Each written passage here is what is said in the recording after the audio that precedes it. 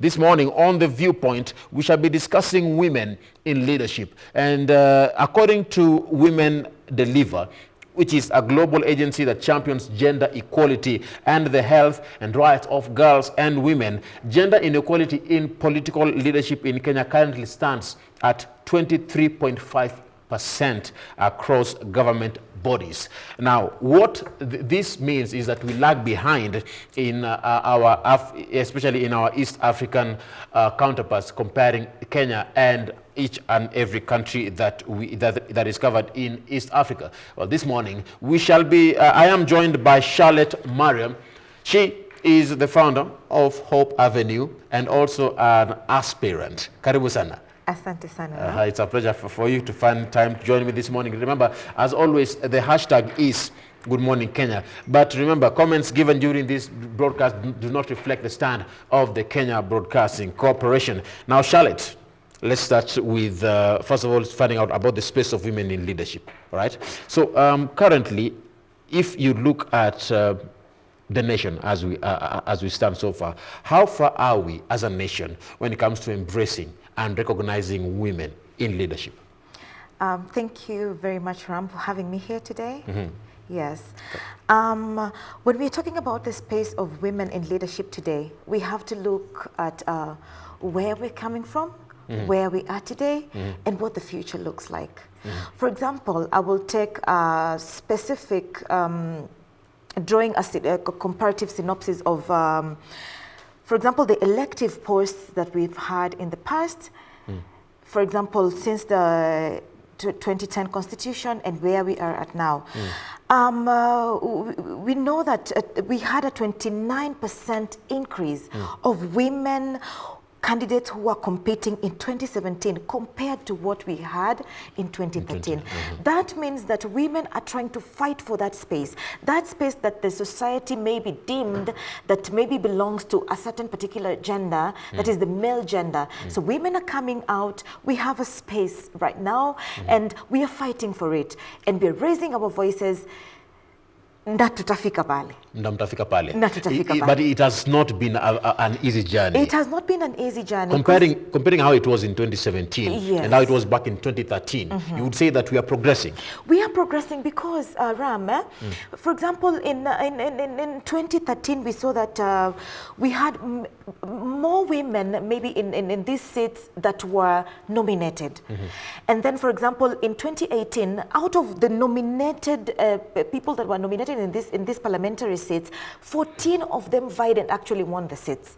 So that tells you that given the chance, given the right resources, we can get there. We can get there. We can get there. All right. And even as we talk about this, I would like you to tell us what you think from home. Remember, women have been also accused of going against each other. Remember, even as we talk about women in leadership, there have been accusations of women not standing in solidarity for one another. Remember, in the previous turn of events, in regards to the impeachment of Governor Anne Waiguru, the governor of Kirinyaga, in that impeachment process, there have been claims that this had an issue to do with gender. That gender could have been having a role to play when it comes to her impeachment. Is this the case? Look at Governor Charity Ngilu. Also, her impeachment is also there. We value your feedback. Tell us what you think. Are women united? Or is it that we are not supporting our women? Do they have a place? Do they have a role? The hashtag Good Morning Kenya, at Ramaguko, at KBC Channel 1, at Jane Omboy, at Ray Manyara. And as always, we are live. So, Sharlet, yes. Picking it up from where you left, I'm aware that you're the founder of Hope Avenue. Absolutely. So what is this all about? What is Hope Avenue all about? And what's the most motivation behind Hope Avenue? The Hope Avenue is a movement that seeks to motivate, to inspire, to transform, to bring a message of hope and love to all. Okay? Hope Avenue was inspired by actually my late sister, who was the only sister apparently that I had. She was younger than me, but looking at the kind of engagements she had in the society, I said, wow. So it doesn't matter where you are.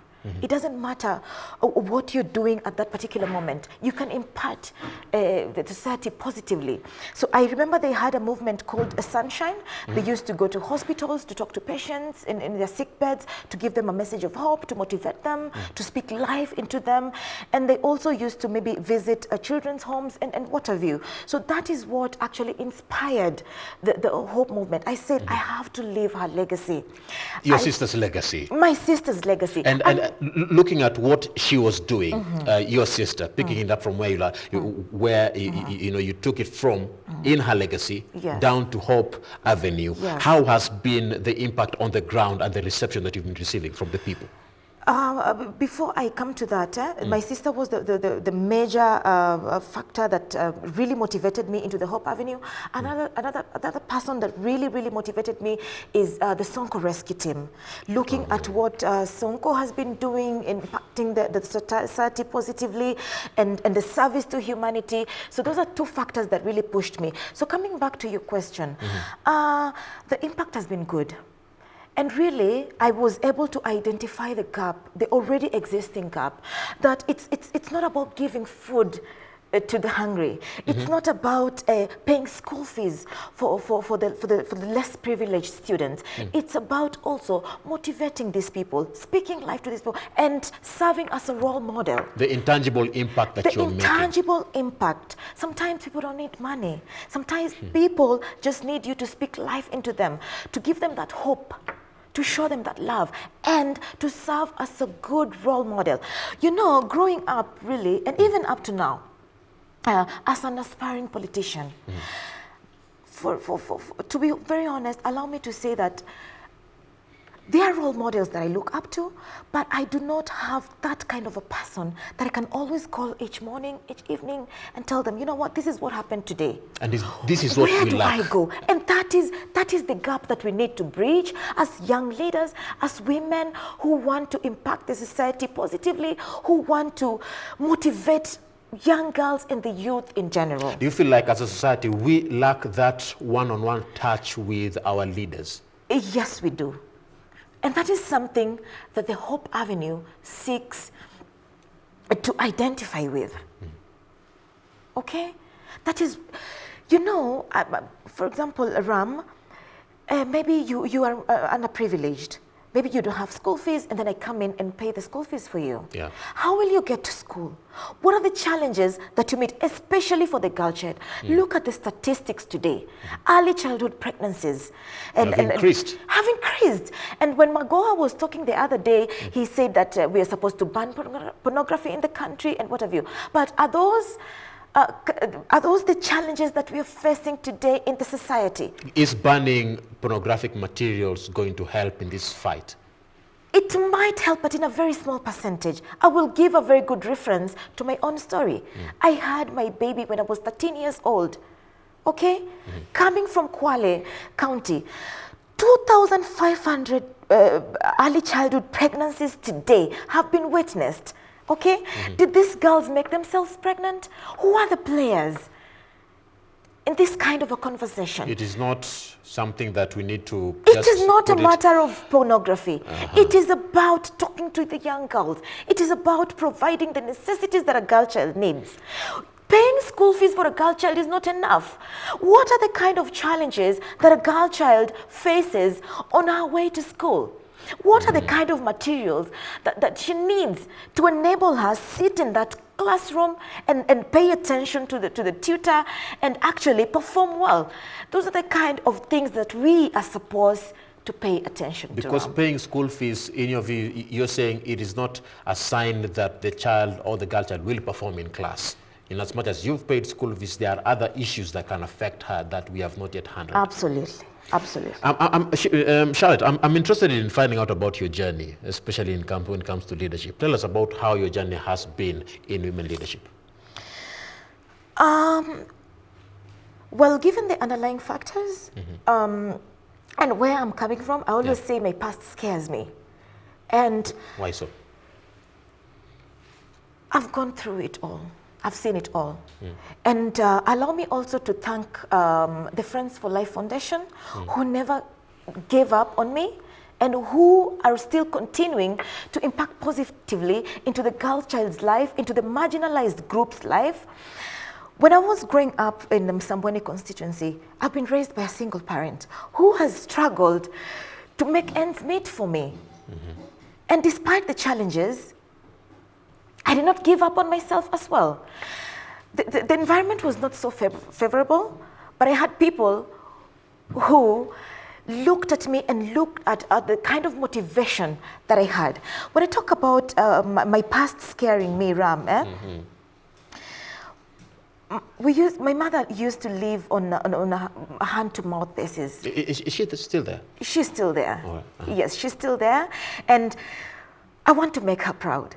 And I think I have so far. I think you are. And I think I have, from what you're saying, yes, something is cooking up. Something is cooking up. And looking at where I was then, lacking motivation and lacking tangible mentors.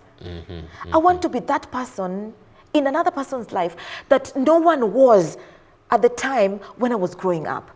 I never had, let me call it tangible mentors in the place for me. So I used to see women in the likes of Charity Ngilu, in the likes of Martha Karua, and I wanted to be like them. I was inspired by them and the kind of movements that they were bringing forth. And I said, it doesn't matter where someone is coming from. And let me also talk about Naomi Shaban of Taita Taveta. She talked about many challenges. At some point she said they really threatened her when she declared interest in the parliamentary seat of Taita constituency. So I looked at what the people who set precedents for us, what they went through, and how they beat the barriers, and how they defied the odds, and what they achieved. When you say that your past scares you, yes, what is it that is there that scares you, yet you still want to push on to your future? I come from a very humble background. My dad passed on when we were very young, at a very tender age, but my mother kept pushing for us. Yeah. She is my greatest motivation. Looking at her and the kind of principles that she's fought for, the kind of a home she's tried to build around us, despite the outside forces, the negative forces that are trying to bring the girl child down. She's really tried her best. When I talk about my past scaring me, I grew up without a tangible mentor. I'll repeat that again. Yeah. A tangible mentor. No one to call, okay? No one to talk to. I had no one to call. No, I had people that I said, well, I want to be like this person.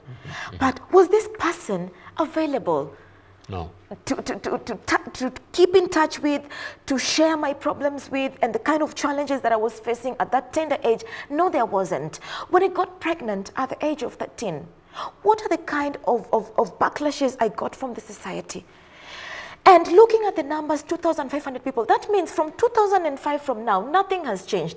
And that is the gap I tend to bridge. And that is why I say my past scares me. I do not want to go back there. I do not want young girls or the girls my age to go through the kind of things that I went through then, the kind of disadvantages that I faced then.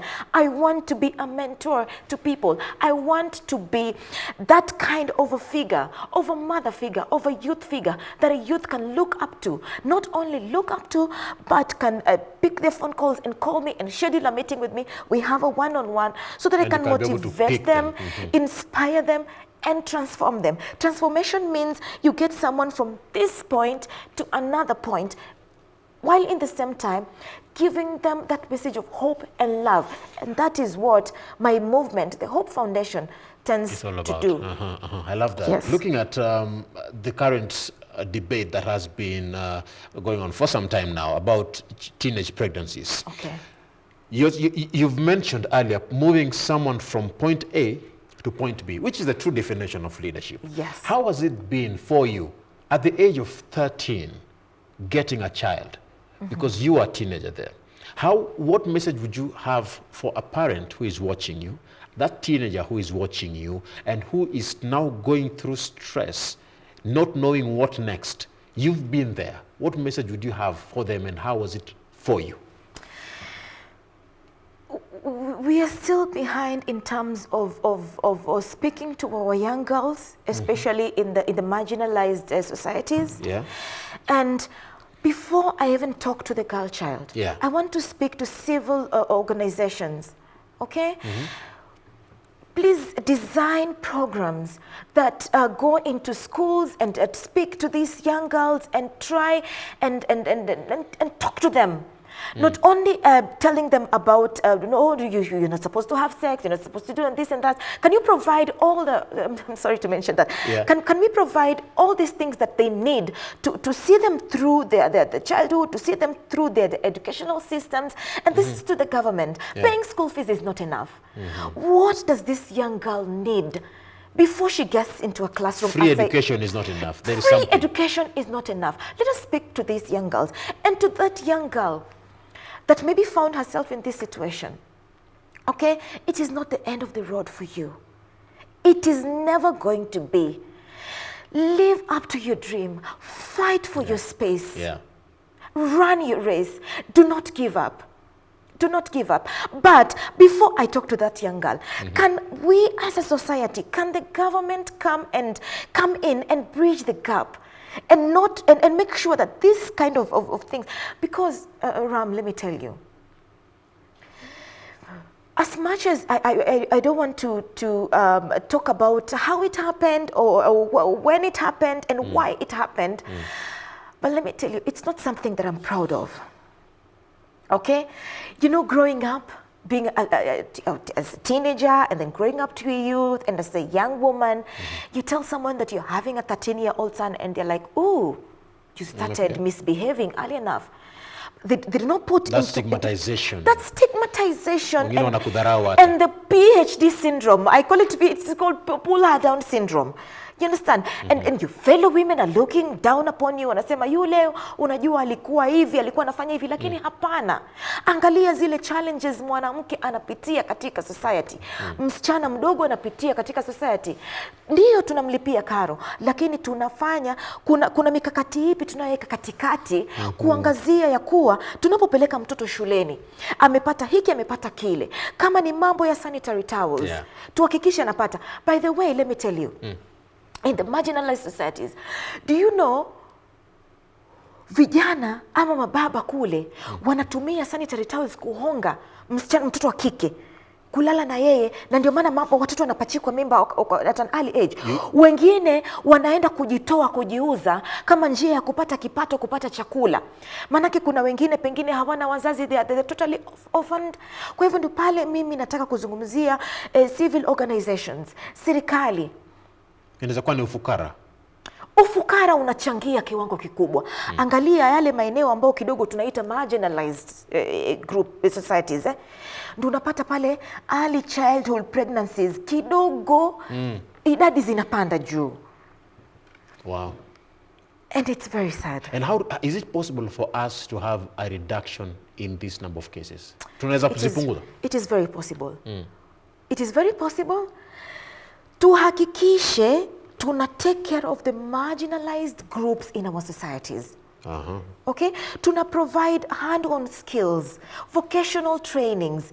Tunahakikisha kwamba tuna provide better healthcare, especially to women, because the majority of the bearers of the communicable diseases, hao ndio wanasuffer sana sana katika early infant mortality and mortality rates katika society zetu. Kwa hivyo tunaangalia zile factors ambazo pengine zinaweza kuhinda wao kuinuka na kufight all these challenges ambao wanaweza kupitia katika society. Lakini nina furaha because at the end of the day the joy is that you managed to pull through. And it has made you become the person you are today. And looking at how your story has been, umekuwa na historia nzuri sana kwangu, mimi naweza sema hivyo. Kwa sababu it has given you that enlightenment, that empowerment to be able to speak the way you're speaking. You are currently vying for a political seat in Msambweni constituency. But still, I would like to find out from you, what is it that you are going to offer if given this position that will stand out from what others have done in the past? Thank you very much, Ram, for bringing up that issue. But again, I have to also let you know that I'm a civil servant. Yeah. And you know our code of conduct and what it pertains. So I wish to say that the seat has not yet been declared vacant officially. And I've also had a cry of members from my constituents from Msambweni constituency. Many people, the youth, the women, men, and across the board have really persuaded me to vie for that seat. So when the time comes, yes, I will. And should that happen, I will give priority to the empowerment of the marginalized groups. I think you can see how passionate that I is am. being pronounced. You're passionate about it. Yes, Umeisema? Nimeisema sana.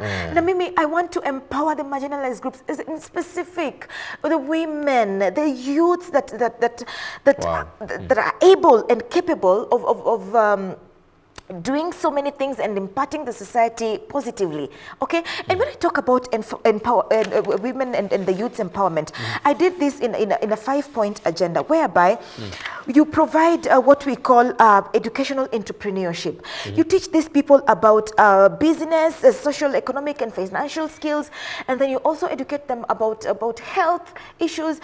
And you know, they say, when you empower a woman, you empower the whole community. Manake mwanamke ni kama ukimpatia kitu hivi, ni kama huwa anazalisha na zaidi. Okay? So we need to talk about also vocational skills, vocational skills and businesses, ambapo I will bring in maybe the various ministries that are playing various roles in our government, kusaidia kuleta ile elmu katika jamii. Kama ni elimu kuhusu ukulima, elimisha kuhusu yale unajua mwanamke anaweza kuwa anauza, unaona mwanamke pengine hajapata ile kisomo, especially wa mama zetu pale nyumbani, lakini ukiangalia na run duka, kwa mfano mamangu mimi akona duka, lakini ukiangalia zile entrepreneurial skills zake zinafurahisha.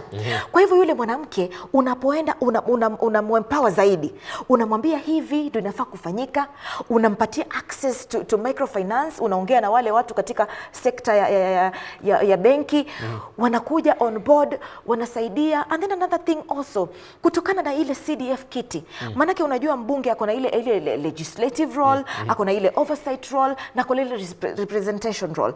Kwa hivyo ile katika nitapeleka miswada definitely bungeni ya kutetea watu wangu wa Msambweni, ikiwa ule wakati utafika, manake bado lazima nitatetea watu wangu, manake mimi nimejulikana kuwa msauti sana na kuzungumzia masuala haswa empower the marginalized groups katika society.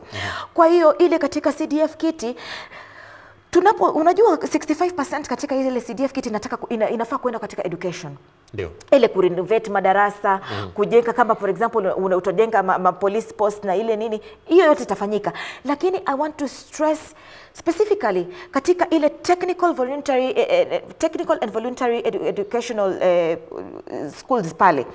Tukiangalia idadi, 78% of the students in the 2019 ambao waliscore B+ and above wali resort kuenda katika TVET education system. Hiyo inakwambia ya kuwa mayouth wetu saizi wanataka ile competency based education, ambapo wataweza kusomea ile hands on skills ili waweze kuimpact positively katika society. Hapo pia ningependa kumwambia Bwana Magoha hivi, tafadhali katika zile funds tupatie kipaumbele katika kujenga vitu kama hizi vocational training institutes. Manake universities zetu zisikuwe ni kama ndio pahali peke yake ambazo wanafunzi wetu ama watoto wetu ama vijana wetu wanaweza kuenda. Ndio kila mtu lazima aende. Na ukiangalia 78 is a good number. Ram. Imagine 78 B+. Ulipata marks ngapi? Nilipata marks nzuri sana. Nzuri sana. And natamani wakati huo mimi nikimaliza shule ningepata women leaders ama youth leaders ama watu wanajaribu kuhimiza. Unajua mimi niko na skills nyingi sana. Pengine wakati huo ningekuwa nimeingia katika zile vocational institutions. Sasa acha nikuulize pale Kwale. Ndiyo. Ambaye we have Msambweni constituency ndani ya Kwale. I've taken a look at the composition of leadership that is there. In Kwale, we have 20 wards, sivyo? And in all these wards, there is no woman who was elected, even as a member of county assembly. The women leaders that we have there, wote ni nominated. Na ukiangalia hapo hivi, inabidi niulize, what is the challenge that you are facing, especially in Kwale County, or even as a nation, that we can see such kind of a number where we have no elected women, but we have nominated being the ones that are women being given the positions of nominated seats. How is it challenging, especially when it comes to taking leadership position in your own area? Okay, before we dwell on that, let me appreciate the county government of Kwale, because looking at the gubernatorial seat, our deputy governor is a woman. Yeah. Okay? Something that does not cut across the 47 counties. So that is a plus. For us as women, and for us as Kwale County, imetupatia jina sana. Na tukiona pale mama anafanya kazi. Na anajaribu kupaza sauti. Anainua watu pale chini. Anainua watu pale chini. Na ndio mimi nasema hivi. Wanawake waliojaliwa kukua katika zile nyadhifa tofauti tofauti, haswa katika viti za kisiasa, waliokuwa elected, wapaze sauti. Unapopaza sauti, si kuzungumza tu. Shikilia, when you identify a young woman that has leadership qualities, please hold her hand. Take her through the process. Be her mentor. And make sure that she also is somewhere that you can be proud of. Na ndio maana nasema sisi kama wanawake tuwachane na ile pull her down syndrome. Desmond Tutu alisema, when you're neutral in the sides of injustice, okay, you've chosen the sides of the oppressor. Nilivyokuwa nazungumza jana na wanawake wenzangu katika forum fulani pale katika Facebook, watu walikuwa nasema, unajua saizi wanawake umeungana, tumeungana, lakini is our presence being felt? Ilikuwa county community something. Yes, Kwale County Development Forum. Kwa hivyo nasema, ndiyo tunapaza sauti, lakini tunasikika, tunataka tusikike kwenye ground. Wanawake ambao wamebarikiwa kukua katika zile nyadhifa tofauti tofauti, tujaribu to identify hawa wasichana wadogo wadogo. Na ndiyo hatuna maybe MCAs wamekuwa elected katika viti pale, lakini kuna mama Hawa pale ambaye anavai. Wanawake ndio majority wa voters pamoja na youths. Tunataka we believe in our women. Wanapopigania zile ofisi, isikue ati sisi tunangojea ati katika ile 2/3 gender rule ambayo iko enshrined katika our constitutions. Na by the way, unajua in 2018 kwa sababu ya ule uchache wa wanawake katika bunge, waliweza kutupilia mbali ule mswada wa kuratify ile masuala ya gender balance katika bunge. The 2/3 gender rule. The 2/3 gender rule. Kwa hiyo wanawake walioko katika nyadhifa za kisiasa washikilie mikono na wale. Na pia wanawake wanaogombania viti. Tusiende tu ati pale tunataka kuonekana tunagombania. Tukue tunafanya research zetu, tukue tunaanza pale kwa ground. We empower these people, we motivate these people, tunafanya miradi, tunazungumza, tunapasa sauti, ndio pia tutachukuliwa serious. Na ukiangalia pale Kwale, nominated no wanawake wanapewa position, lakini elected seats ni chache. Is it that support ambayo mnapewa, is the support very minimal Kwale? Kama nimekuelewa vizuri, unajua wale wanawake, ndio maana hata tulipokuwa tunaanza conversation yetu, tuliweza kuona kuwa katika wale wanawake waliokuwa nominated, ambao ni 18 2013, yes. 14 waliweza kuvai in elective post. Ndiyo. Na wakachaguliwa. Tunaelewana? Okay. Kitu inakosekana ni empowerment. Sawa. Political parties zetu, are they ready to embrace the 2/3 gender rule? Wanapigana kivipi kuhakikisha kuwa wanawake wako katika zile elective posts na ground iko vipi? Are they giving us a level fair play on the ground? That is not the case. All right. Sasa, nikipenda tuweze kuguzia social media because people are sending in their feedback. Remember their hashtag on Twitter is Good Morning Kenya at Ram Aguko and at KBC Channel 1. Let me head over to Facebook. Naam. Naona hapa kuna Jana Junior anasema KBC, thanks for your in-depth coverage on news and eloquent presenters. Ram, that lady is full of energy. Oh, no. And a good orator. Mentor, she portrays the true African woman trying to liberate the society from the world's ills. Hongera kwake. Asante sana. Asante sana, shukran. Let me head over to Twitter and get your feedback on Twitter. All right, let me see. This is Richard Otieno anasema, I appreciate the vigor with which women are fighting for leadership space. However, we need to empower more women, especially in their education achievements. Additionally, our constitution should glaringly cushion our women from all manner of abuses in order to give them hope and security in realizing their dreams. Wacha tuguzie hapo hivi. Cushioning women against abuses. Wanawake kunyanyaswa, abuse, bullying, which reminds me of a case, because I had a friend of mine who vied for a seat, a lady, and when she was vying for the seat, she would come to give her story that she was asked one question, umeolewa. Women suppression, especially when it comes to leadership, kunyanyaswa, being bullied, how has it been and how best can we fight this? Tukimaliza kipindi. Let me tell you, Rame, when I was doing my research on the women that we have already on board, the women who have set precedents for all of us who are who are upcoming politicians and what have you, something took my interest, in specific Naomi Shaban of Taveta constituency. You know, when she was narrating the kind of bullying that she went through, imagine she mentioned that goons actually poured petrol around her home. She mentioned how her house help, how her son was almost kidnapped, and what have you.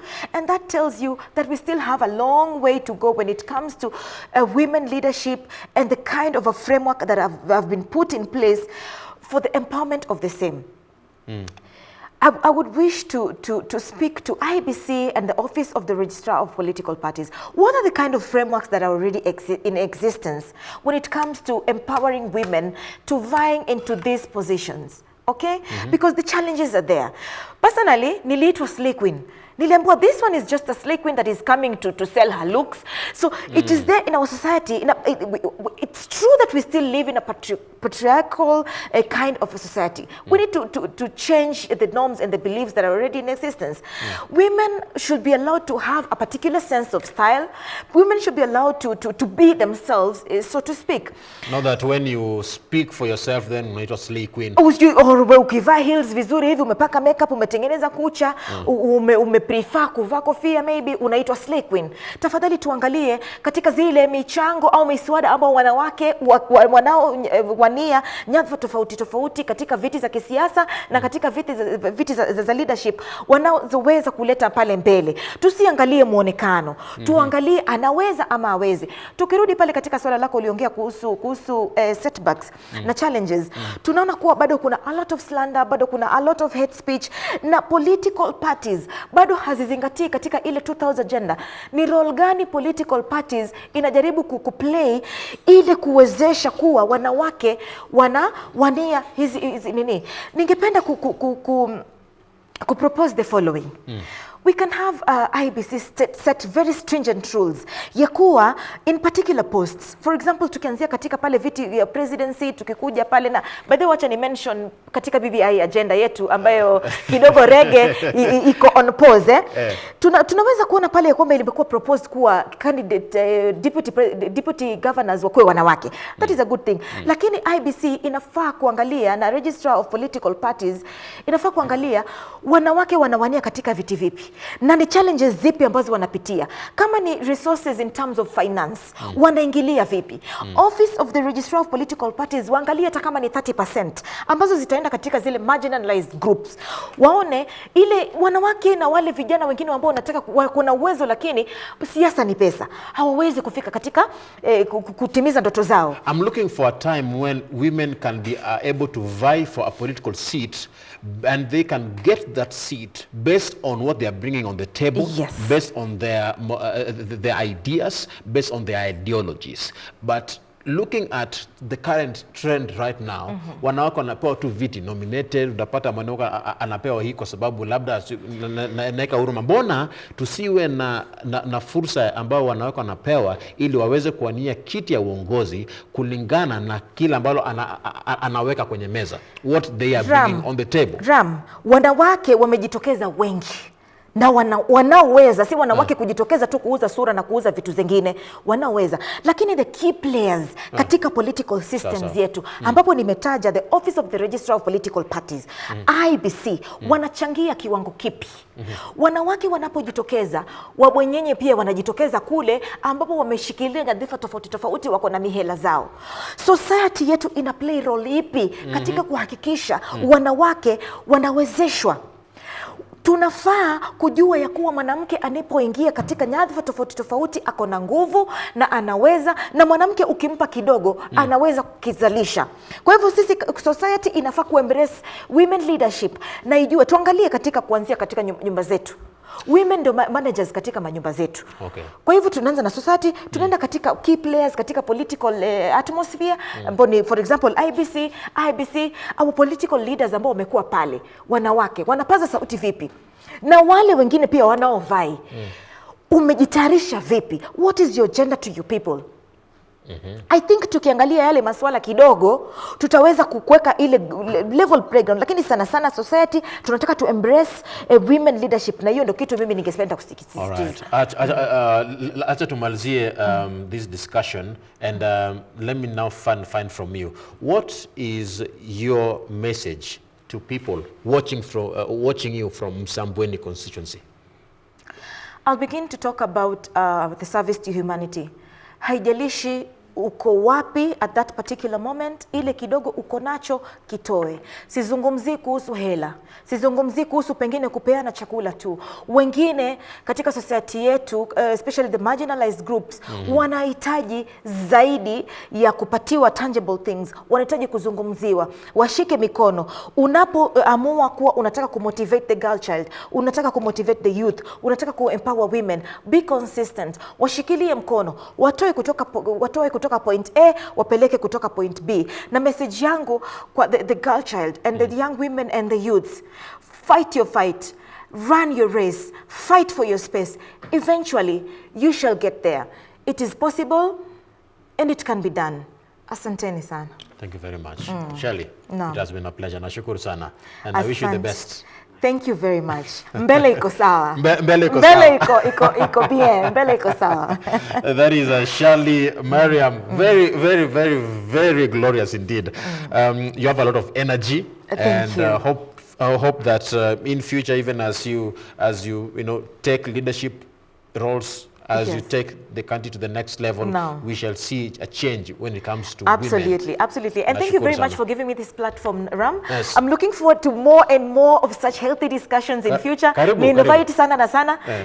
Njia ikifunguliwa, unajua nimenitoa jana ikabidi nimeniandikia barua nikakuja kutoka Kwale, lakini in future nataka kufika hapa kila siku nikizungumza na watu wangu. Thank you very much for the opportunity. Karibu tena. Remember, the hashtag as always is Good Morning Kenya. That brings us to the end of this morning conversation right here on The Viewpoint. We were talking about the space of women when it comes to leadership and in politics. Let's take a short break. After this break, we'll be back. We'll be sampling a few of your feedback. So many people are saying they're watching from different places. We'll be sampling them up even as we continue with this conversation. Remember, Doreen is still on the other side of studio preparing herself for the next discussion. Let's take this break. We'll be back in a bit.